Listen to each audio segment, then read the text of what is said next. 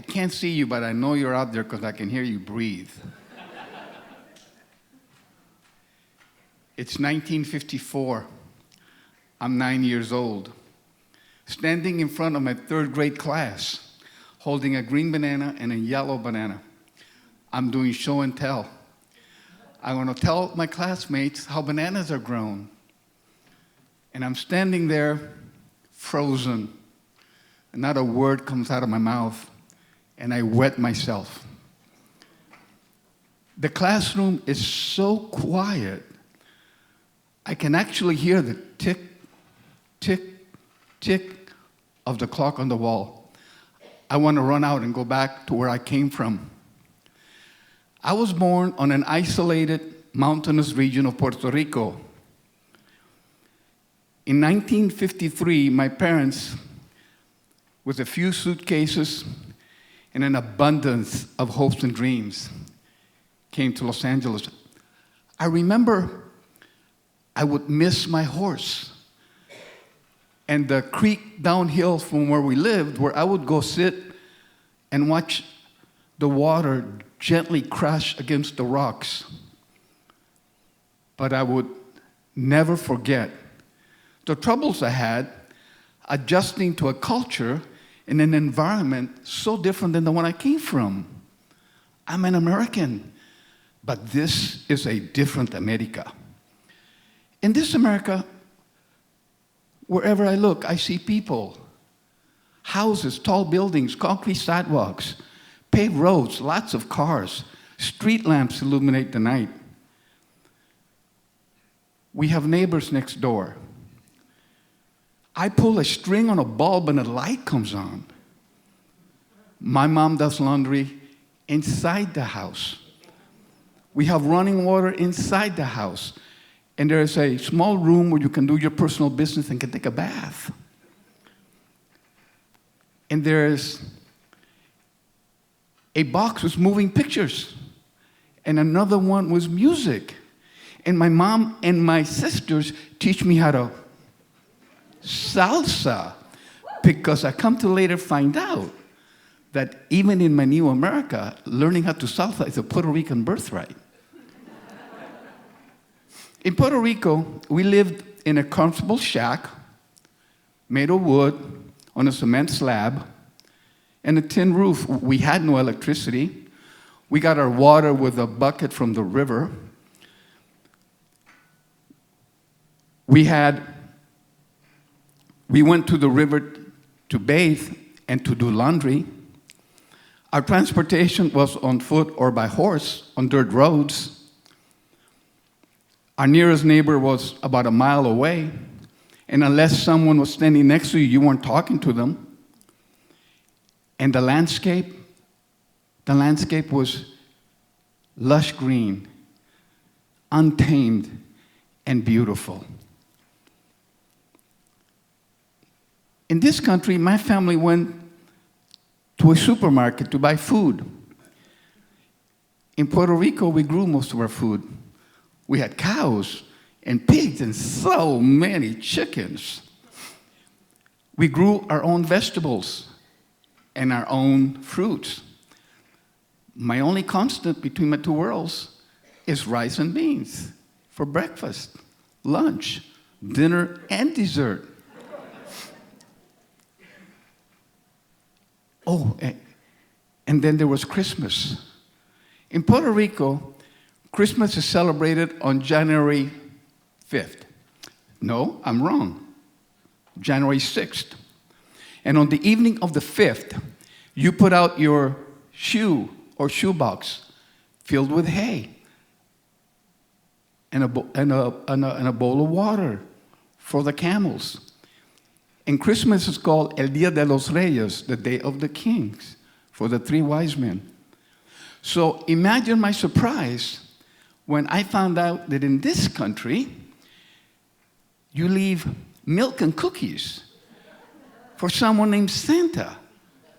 And my delight to further find out that Santa is a jolly old man in a red suit and white beard who brings gifts to every boy and girl. I couldn't believe my luck. I embraced all these changes.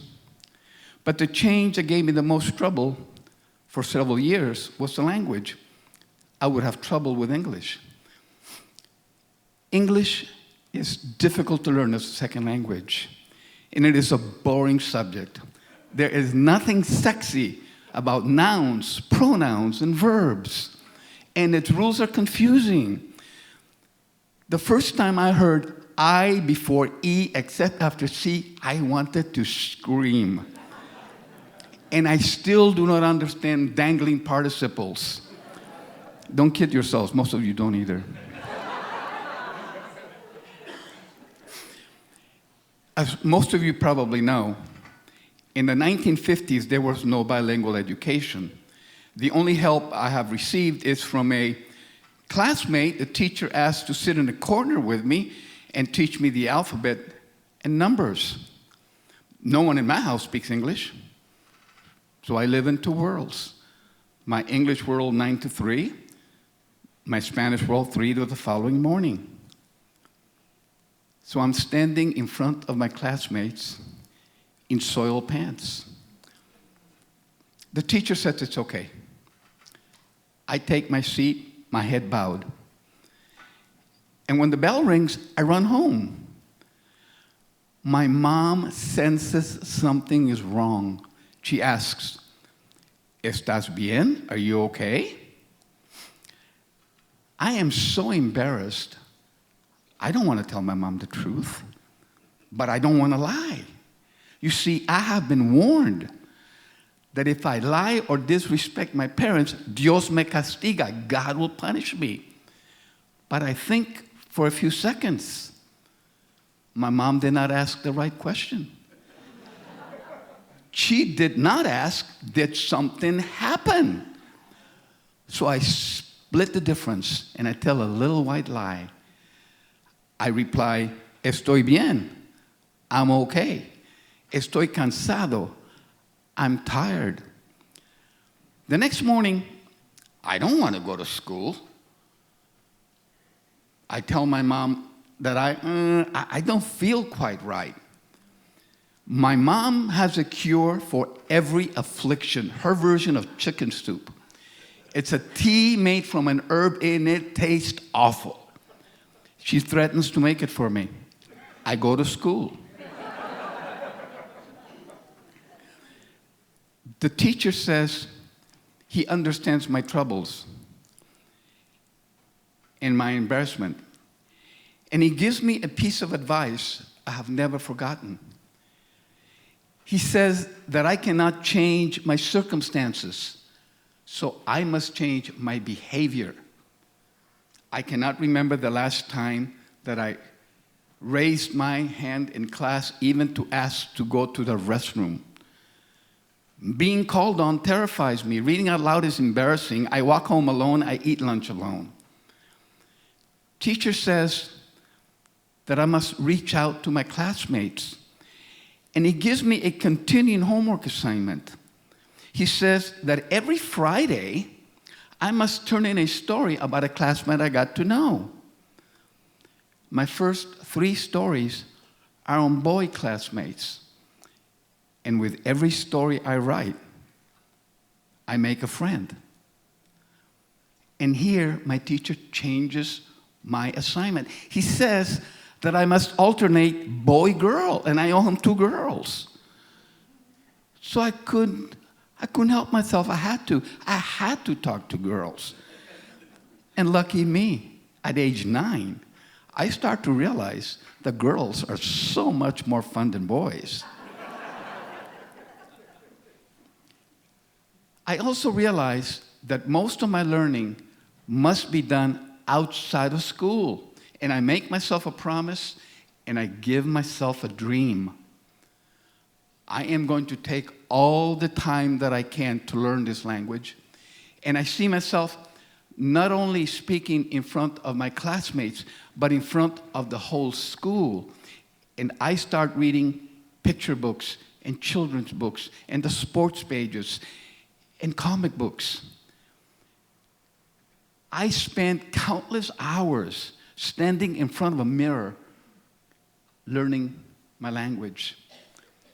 My teacher has given me a pocket-sized bilingual dictionary, and I carry it with me the way Linus carries his blanket. And I watch a lot of TV. Particularly, I love Lucy. And I want to be Ricky Ricardo without the accent. And I nailed that one, didn't I?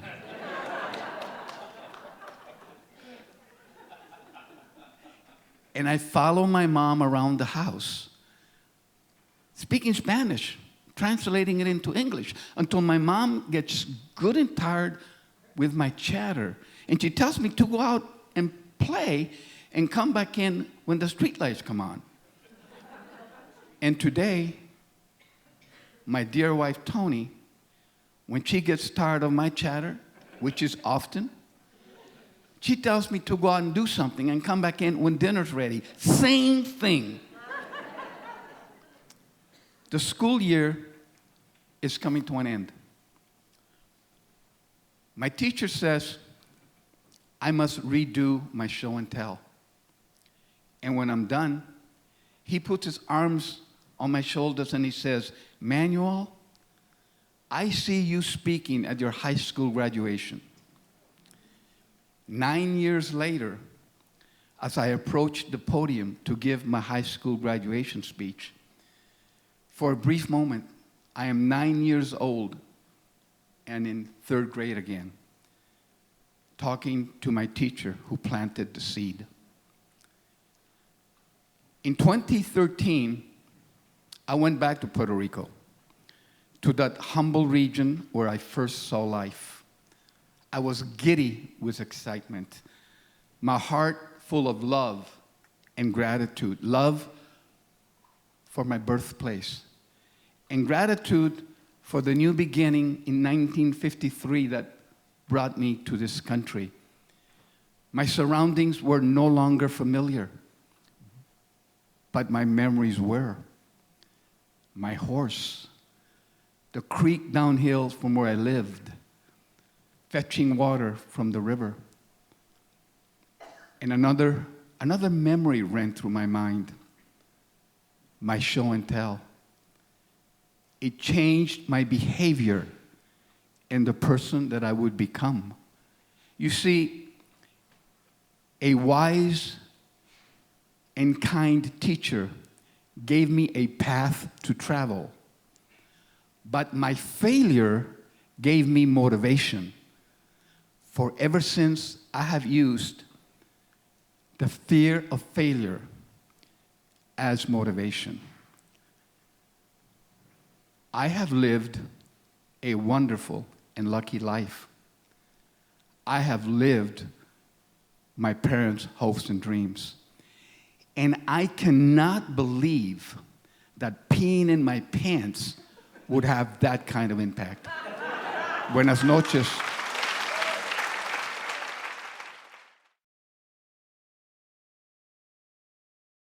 Good evening, everybody. It's August 2017. I'm 39 years old, laying in the dark, praying to God in my daughter's princess bed, all by myself. I had gotten to a silent depression. I was at my lowest of lows, and no one knew about it. Not my snoring husband in the next room, or my peacefully sleeping kids, or my best friend, or my thousands of followers on social media. No one knew that I was living and feeling the way that I was feeling. And how could they know? Because only a few weeks prior to that, I was walking across the stage at the Mercedes-Benz Superdome in front of 30,000 people who were all cheering for me and congratulating me for my accomplishments in my business of helping women transform their lives. How could anybody know that I was living like that when that's the picture that I painted for them? I had the perfect life. I had everything that people look up to, everything that people admire. I had a loving, adoring husband and healthy children, lived in a gated community, drove a nice car, had all the nice clothes, all the things that people want. And here I was lying in my daughter's bed begging God for help. How does somebody get to that place? So let's go back a little bit in time and we'll figure it out. I was born to a teen mom when she was 16 years old, who was also born to a teen mom. My grandma was 15 when she had her first child. So teen moms run in my family. It's part of our family lineage. When I was 8 years old, I experienced sexual trauma, which is also, unfortunately, a part of my family lineage. When I was 28, actually when I was 16, I had my own first daughter and became a teen mom myself. And when I was 28, I experienced and survived home invasion robbery, where my daughter was kidnapped and I was nearly raped. So I've experienced a lot of trauma in my life. And when we experience trauma, when we experience hard times, it's human nature, it's the way we're built to either fight or flight, right? That's what we know. It's how we're wired up. And for me, I've always been a fighter. So when a bad thing happens in my life, I fight. From when I was young all the way till then. When I was a kid, I would work really hard in school and get all A's and be teacher's pet. And when I was a teen mom, I didn't want that label, so I worked really hard to make a really good name for myself in my industry. And when the home invasion robbery happened, I made all my efforts to work really hard and rebuild my life and have everything. And none of that worked to make me feel better, to Band-Aid. I was putting Band-Aids on all of the wounds that were inside of me that were silently bleeding, but I just kept working harder, doing more, buying more things, taking more trips, doing things to push down the feelings and the emotions that I was feeling. I got married to an amazing man thinking that will help. Didn't. Had 2 more kids thinking that will help. And it didn't. If nothing could help, not even having all the things, doing all the things, going to all the places, and even walking across the stage at the Mercedes-Benz Superdome and being nationally recognized, none of that helped. And I was still in that dark place, begging for help. What could be done? What could I do? I had to surrender. I had to fully surrender. It's interesting because I knew that I was at a place where God had to help me. I could do nothing more for myself. When I went forward back in 2015, I started hearing these God whispers. And I knew that I was supposed to do a little bit something, and God would whisper to me, and you might have heard God whispers before, but it was very weird because God told me, take care of your body. And I've never done that before. So knowing what to do, I didn't, and I just did basic things, work out and eat healthy, and I felt better. I got energized again. I was feeling really low, but I felt really good. The next God whisper came and told me to meditate. And so I started meditating, and that was really weird also because I didn't know what to do. I had to Google it because that's what we do when we don't know what to do. So I Googled it, and Google led me to YouTube, and then YouTube told me, try this one. So I found a meditation that I really liked, and I did that over and over and over again, and it expanded my mind. I felt really good again. And then the next God whisper came and told me, write. And I knew that I was supposed to write my story about the sexual trauma. That was the thing that kept coming up to me, write about that, write about that. And I wrote about it, started writing the story about how I was feeling, and then I stopped. I stopped writing because it hurt too much to go back to that trauma. It hurt too much to relive the wound. It hurt too much to feel that shame again, and so I stopped. And at that moment, that's when I said, I know what to do. I chose flight instead of fight. I didn't fight forward. I stopped, and I fled. I ran from that because it hurt too much. But instead, I turned and did what I always did. I worked harder, and I saw that goal that I could reach in 2017, 2 years later. If I worked really hard to help a lot of women change their lives, I know that I can get that goal and get that accolades and those awards and walk across that stage, and that will help me feel better. That will fix everything. But it didn't, right? Because we know what happened. I walked across that stage at that Mercedes-Benz Superdome, and I walked across, I got that award, and the moment I walked down on the other side, I started crying. And anybody else who was watching would have thought, oh, she's crying tears of joy because she just received that amazing award. But it wasn't. I was crying tears of misery, defeat, I hated it. I didn't want to be there. And I left. And then I went promptly to eat Café du Monde 3 times to try to self-medicate and eat beignets. Because beignets help everything. No, didn't. So that's where we are. We're at I've done everything, do all the things, hearing the God whispers. I stop, I shut that light off. I don't want to hear that anymore. And here I am, 2017, laying in my daughter's bed, crying for God to help. God, please just help me. Tell me what to do. Tell me what the next step is. I will listen. I will do everything you tell me to if you just give me a sign and tell me this is what I'm supposed to do. So I asked for a sign. I asked God to give me a sign. And what normal people ask for is a rainbow or a butterfly or a red shirt or something. No, I asked for a mourning dove. And there's a longer story that goes with it, but if you've ever heard a mourning dove, it kind of hoos like an owl. It's like hoo-hoo, hoo-hoo. It's a very weird sound, and I love it. So I asked God to send me a mourning dove. And I live in Temecula, and there's not a lot of mourning doves around there. Well, I'm still in the valley. So after this dark night of the soul, and I'm laying in my daughter's princess bed, and I'm crying to God for help, and I'm full surrender. I will give you everything if you just tell me what to do. I fall asleep. It's like 3 o'clock in the morning. I wake up at 6 a.m., and I feel my eyes are still closed, and I feel this presence next to me. And it's just this presence. And it wasn't Jesus, it was my husband. And he was standing next to me, and he's like, what are you doing? Why are you sleeping here? What's going on? And and as he's talking and asking me this, I hear at the window of my daughter's room, a mourning dove. Kid you not, like a loud speaker at the window, hoo-hoo, hoo-hoo, doing its little cooey thing. And I'm like, shh, shh, shh. Do you hear that? And I'm still laying there with my eyes closed. And he's like, yeah, it's a bird. I'm like, it's not just a bird.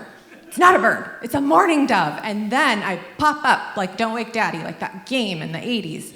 And I'm like, verbal diarrhea. I just threw everything on him because he had no clue. He had no clue that his wife was living in the silent depression, that his wife, who had done all of these amazing things and presented herself very well, was living and feeling this way. And I told him everything. I mean, at 6 a.m., no sleep, bird cooing at the window.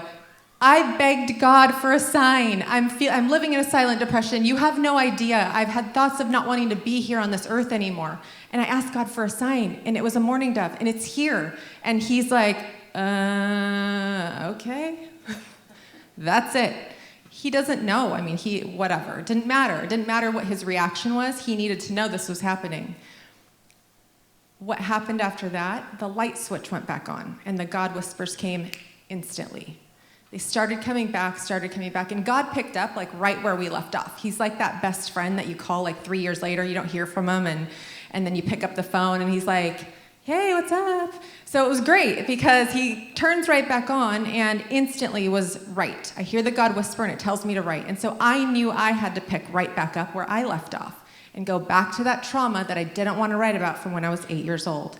This time I didn't stop. I didn't run away. I stuck with it because I had made a soul contract. I had made that commitment that if you help me out of this darkness, I will move forward. I will do whatever you're asking me to do. So I write the story, I write everything out, how it happened, how I was feeling, everything that happened in that traumatic night. And something very interesting happened and very quick. I felt light. Suddenly I felt light because the energy that had stored inside of me for 30 years was no longer in me. It was out. I had written it out on paper and it was out of me. And it felt amazing. It felt incredible. Not long after that, I get another God whisper. And after that, he's like, share your story. So I have to share my story out loud to someone else. And I didn't want to do it on social media because I have family that might see it and people who might hear it, and I'm not ready to take that step. So I go into a private Facebook group, because that's also what you do, is tell 100 strangers in a private group on social media your deepest, darkest secrets. So that's what I did. I went into a private Facebook group and I read my story. I shared it with a whole bunch of women who had never heard it before. I had never spoken it before. And for the first time ever, I spoke my truth. I said the thing that had given me so much shame my entire life. And the coolest thing happened that I wasn't expecting. Every woman was saying, "Thank you. Me too. I've experienced this also. Thank you for being brave. Thank you for using your voice. Thank you for speaking your truth."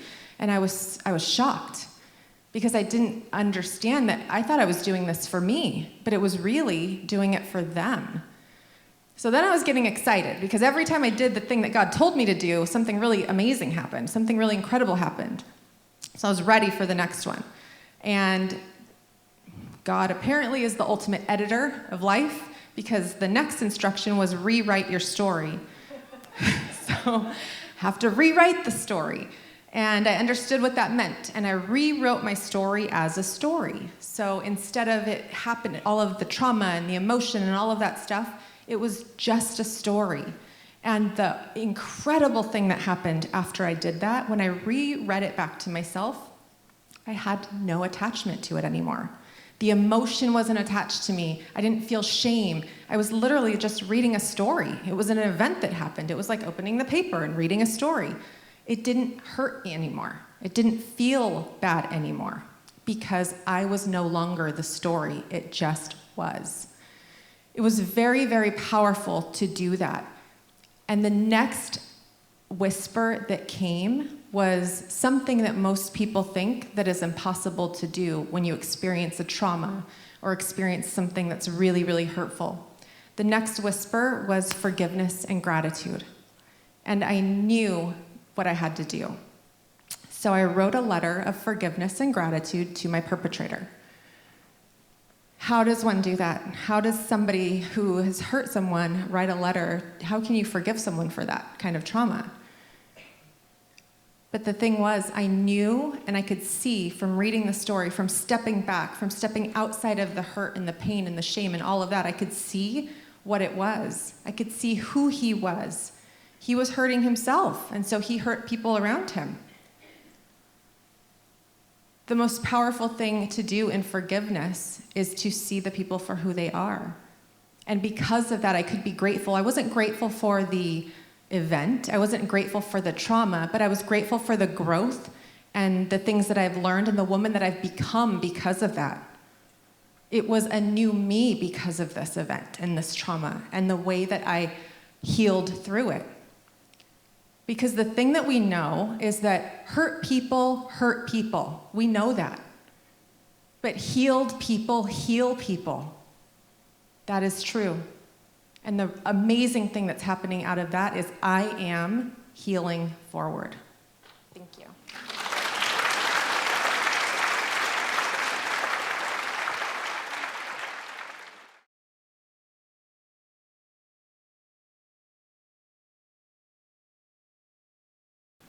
I'm standing on the infield at Dodger Stadium, getting ready to sing the national anthem in front of about 40,000 people.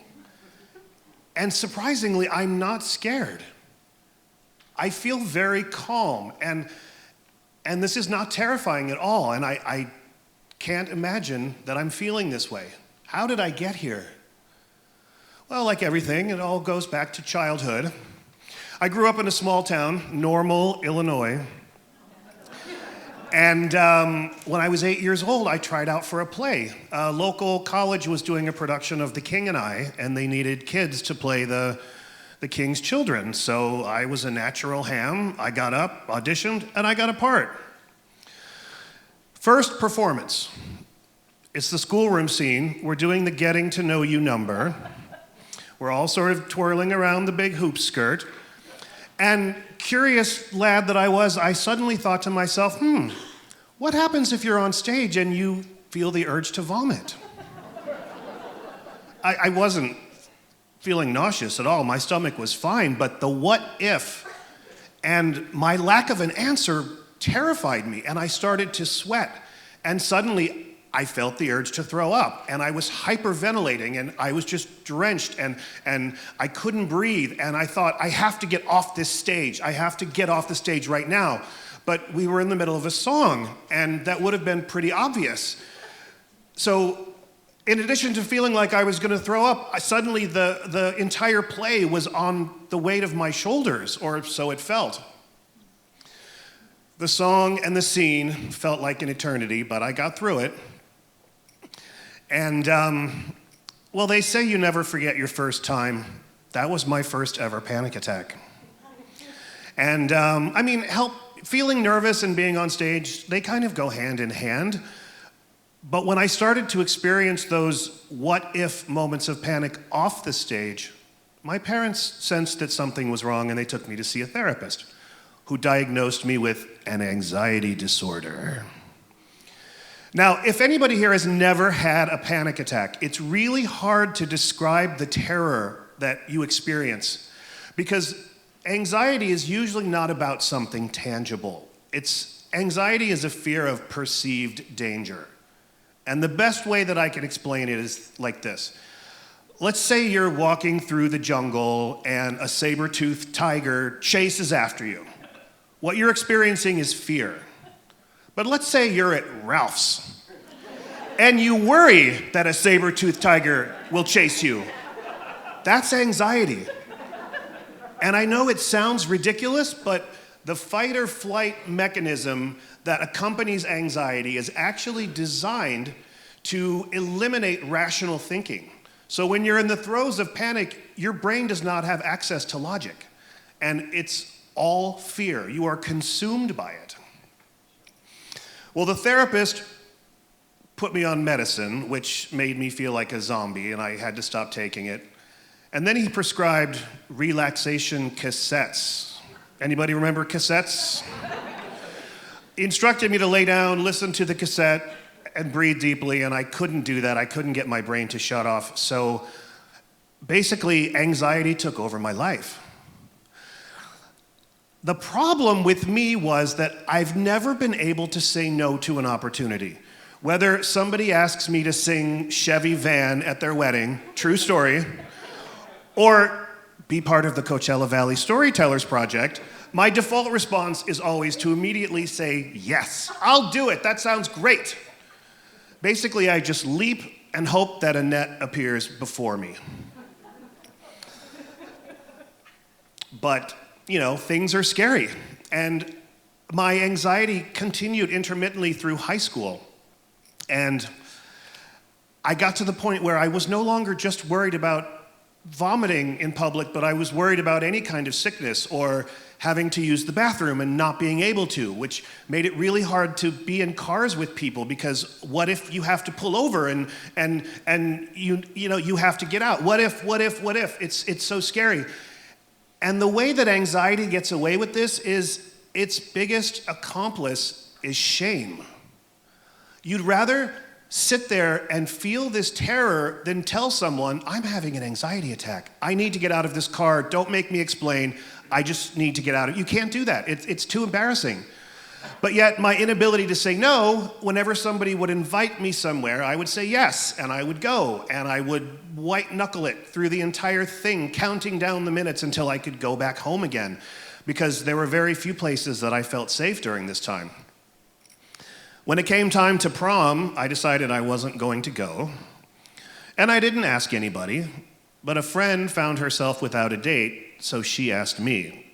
And of course, I said yes. Like an idiot. So I spent the whole prom freaking out, thinking I was going to be sick, trying to figure out how to escape. And when it came time for the after party, I lamely told my date I didn't feel well, and she took me home. I felt like a huge loser.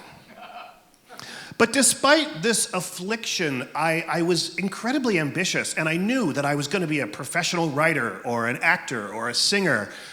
And when a friend who had moved to LA suggested that, after high school, I moved to LA and pursue my dreams, I said, great idea. And when I turned 18, I packed up a U-Haul and moved 2,000 miles to Los Angeles. Well, those first few years were incredibly scary. In addition to feeling like I was going to be sick, my racing heart led me to think that a heart attack was imminent. And if you're gonna have a heart attack, you don't wanna have it in public. You're better off having it at home. So I pretty much stayed home. I went to college, I had a part-time job at a record store, and I was home. Those were the places that I felt safe. You know, even normal things like going to the supermarket were scary for me. And on more than one occasion, after putting all of my groceries onto the conveyor belt thingy at the checkout, I panicked and said, "Oh, I forgot something, I'll be right back," and fled the store in terror. And you can't do that too often because when you do that, you have to change supermarkets.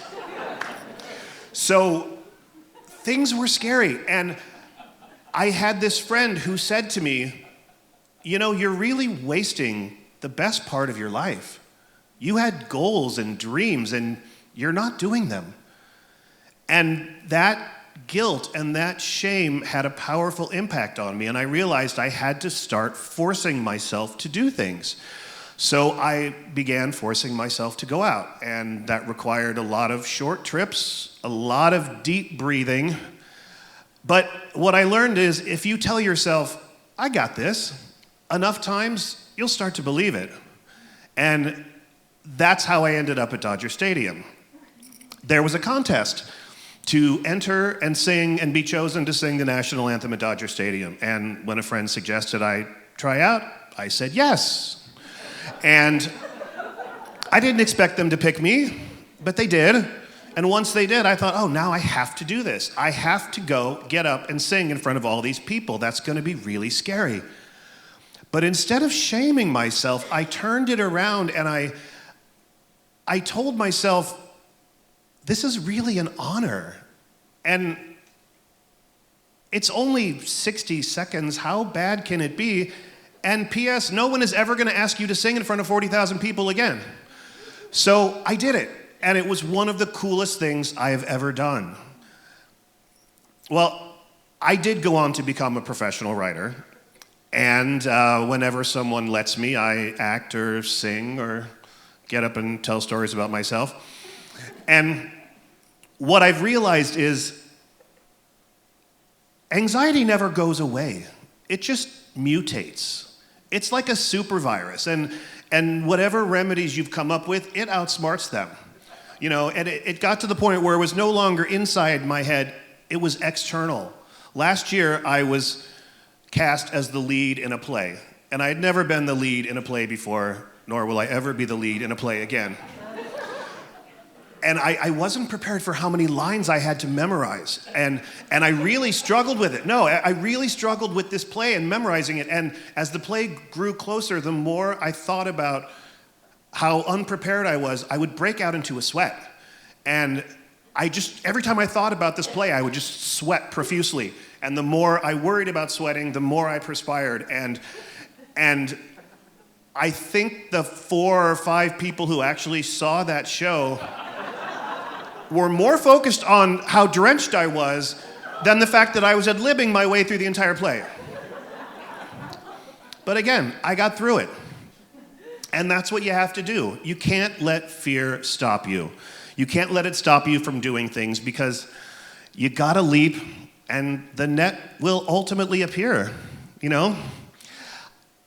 I got a job 3 months ago at the Desert Sun as the philanthropy and special sections editor, which basically means I oversee possibly the nation's last standing social scene column. But the irony is, this person who used to be afraid of leaving his house now gets paid to go to events. It's funny how life works. So the moral of the story is, it's gonna be okay. Things are hard, you have to deal with them, and you get through it. And for those times when you can't get through it, there's always Xanax. Thank you.